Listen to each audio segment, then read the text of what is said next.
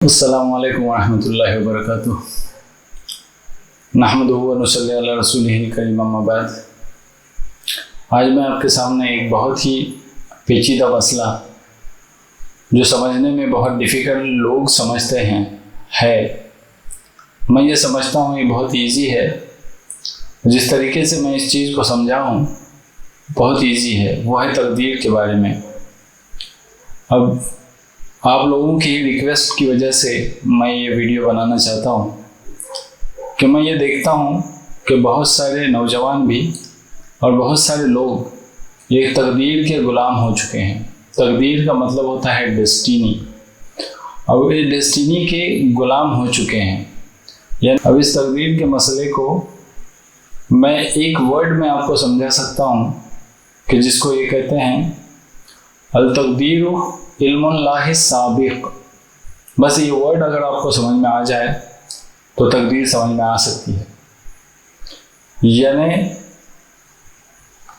कि तकदीर क्या है? तकदीर अल्लाह ताला का इल्म है।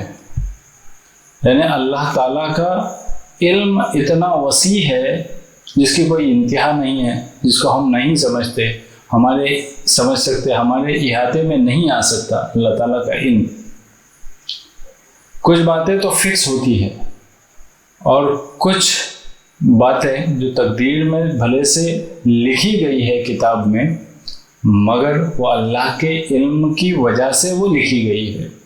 मैं आपको इसको पूरी तरीके से डिटेल में समझाता हूँ वो क्या चीज़ है। एग्जाम्पल के ज़रिए भी समझाऊंगा मैं। अब देखो कि अल्लाह ताला ने कुरान में कह दिया है कि हर चीज़ एक किताब में लिख दी गई है। मा असाब मिन मुसीबतिन फिल अर्दी वला फी अनफुसिकुम इल्ला फी किताबिन मिन क़ब्ली अन नब्रअहा इन्न ज़ालिका अलल्लाहि यसीर।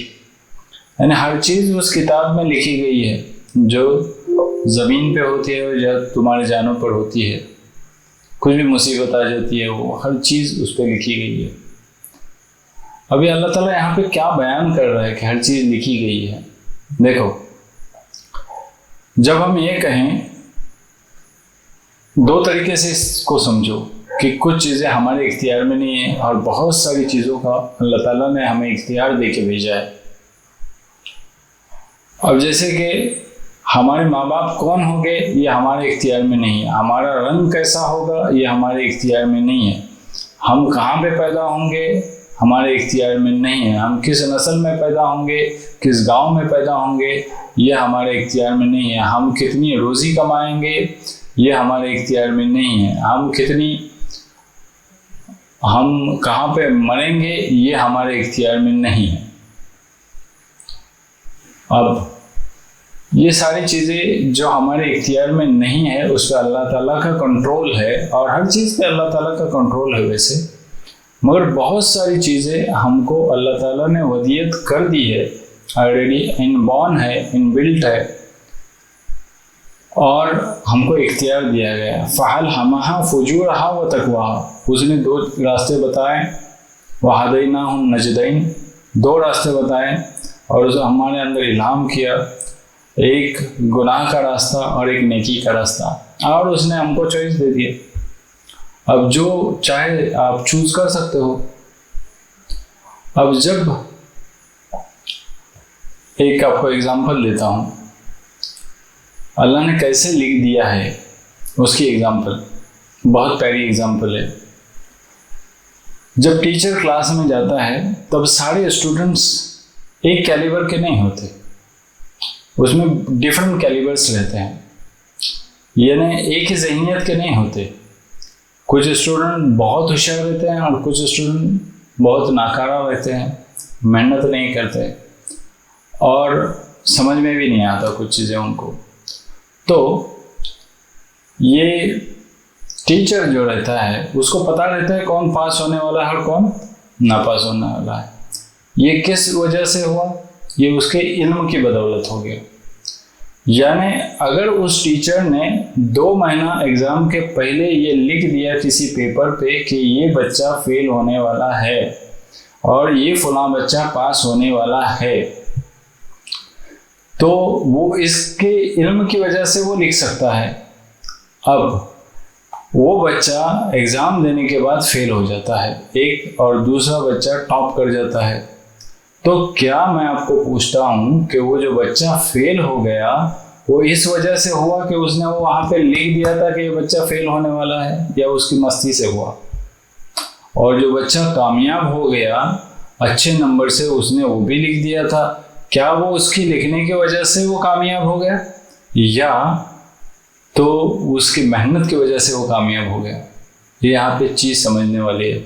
उसी तरीके से अल्लाह ने हर चीज़ लिख ली है उसके इल्म की वजह से, बदौलत, यानी कि उसको इल्म है कि हम क्या चूज़ करेंगे, उसको इल्म है कि हम क्या सोचेंगे, उसको इल्म है कि हम क्या फील करेंगे, उसने वो सब कुछ लिख दिया है। अब हमारी दुआओं में असर होता है, ये अल्लाह ताला कहता है उदऊनी अस्तजिब लकुम, कि तुम मुझे पुकारो मैं तुम्हें तुम्हारी आवाज़ को सुनता हूँ, तुम्हारी आवाज़ को रिस्पॉन्ड करता हूँ, तुम्हारी दुआओं को रिस्पॉन्ड करता हूँ, जवाब देता हूँ तुम्हारी दुआओं का। अब ये कैसे पॉसिबल? ये भी इल्म की बदौलत है।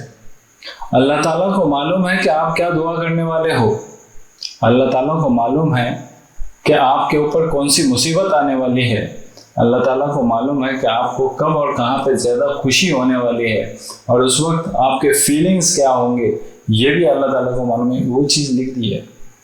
ये नहीं कि उसने लिखा है इसलिए तुम्हारी फीलिंग वैसी है, ऐसा नहीं है। ये तकदीर नहीं है। ऐसा नहीं है कि ये मुसीबत, अल्लाह ताला ने फरमाता है कि मा असाबकुम मिन मुसीबतिन फबिमा कसबत ऐदीकुम, जो कुछ तुम्हारे ऊपर मुसीबतें आती है वो तुम्हारे अपने हाथों की कमाई होती है, और जो कुछ हसनात भलाइयाँ तुम्हारी तरफ आती है, खैर आता है तुम्हारी तरफ, फमिनल्लाह, वो अल्लाह की तरफ से होता है। ये अल्लाह ताला ने कुरान में कहा है। अब दूसरा एक एग्जांपल ले लो कि एक चोटी है। अब चोटी, यहाँ से एक रूम है, इस रूम में चोटी एक कॉर्नर से सफ़र करती है और वो दूसरे कॉर्नर तक, या अपना एक घर है, उसके एक सिरे से वो दूसरे सिरे तक जाने तक उसको बहुत वक्त लग जाता है, और उसके लिए वो स्पेस बहुत बड़ा होता है। हालांकि अपने लिए वो स्पेस कुछ भी नहीं होता। अभी हम एक रूम में ठहरे हुए हैं, वहाँ पे एक चोटी है, वो एक कॉर्नर से दूसरे कॉर्नर तक जा रही है, उसके लिए वो सफ़र कई किलोमीटर इतना लंबा हो सकता है। मगर हमारे लिए तो ये कुछ भी नहीं है, हमारे लिए प्रेजेंट है। वो जहाँ से निकली वहाँ से वो पास्ट हो गया, और जहाँ पे है अभी वो हाल है, और जहाँ पे वो पहुँचेगी वो उसके लिए फ्यूचर है। और हमारे लिए, अगर हम यहाँ पे बैठे हैं तो हमारे लिए पूरा हाल है, यानी प्रेजेंट टेंस है। हम सब चीज़ को देख सकते हैं एक साथ। ये हाल अल्लाह का भी है, यानी अल्लाह मालिकुल मुल्क है, अल्लाह बसीर बिल इबाद है, अल्लाह हर बंदे को देखने वाला है, अल्लाह हर जगह मौजूद है। तो उसके लिए टाइम की कोई पाबंदी नहीं है, तो उसकी वजह से उसके लिए हर चीज़ हाल ही हाल है। उसके लिए न माजी है न फ्यूचर है, न माजी है न मुस्तकबिल है। तो अल इल्मुल्लाह साबिक, इसको कहते हैं अल्लाह का इस्तक़बालिया इल्म, यानी फ्यूचर का इल्म। अल्लाह को जो होता है वो तकदीर होती है। अब समझ में आ रही होगी कुछ बात। और एक आपको एग्जांपल देता हूँ, चूँकि मैं डॉक्टर हूँ इसलिए मैं एग्जांपल देता हूँ। किसी आदमी को एक एडिक्शन है, वो सिगरेट बहुत पीता है या अल्कोहलिक है। अब वो एक डॉक्टर के पास आता है, वो डॉक्टर उसका फैमिली फिजिशियन है। अब जब वो डॉक्टर के पास आता है, वो डॉक्टर उसको बहुत सालों से ऑब्जर्व कर रहा है कि वो 30 to 40 सिगरेट्स वो दिन में पीता है, बहुत ज़्यादा शराब पीता है, और वो अपने केस पेपर पे वो लिख लेता है, डॉक्टर उसके केस पेपर पे वो लिख लेता है कि he is going to suffer from COPD, IHD, stroke. उसको COPD हो सकती है, ब्रोंकाइटिस हो सकता है, एम्फाइजिमा हो सकता है, या तो उसको एंजाइना हो सकता है, हार्ट डिजीज हो सकता है, या तो उसको पैरालिसिस जा सकता है, या अपने प्रिस्क्रिप्शन पे वो लिख लेता है।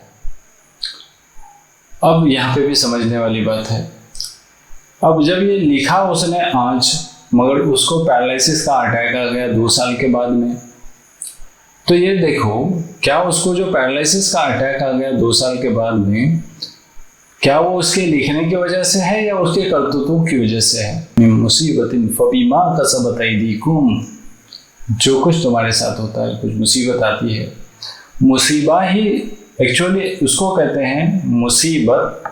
मुसीबा उसको कहते हैं कि अपने टारगेट पे हिट हो जाना, यानी कोई निशाने पे तीर का लगना, इसको कहते हैं मुसीबत। तो जो हमारे साथ या तुम्हारे साथ जो कुछ होता है वो अपने ही हाथों की कमाई होती है। अब वो डॉक्टर के लिखने से तो उसको COPD या हार्ट डिसीज नहीं होगा, मगर डॉक्टर ने जो उसको कहा था उसने वो चीज़ न करने से, यानी उसने उसको क्विट न करने से, न छोड़ने से उसकी आदतें, उसको बीमारी हो सकती है और हुई। तो क्या डॉक्टर ने जो लिखा था उसकी वजह से उसको हुआ बीमारी? नहीं।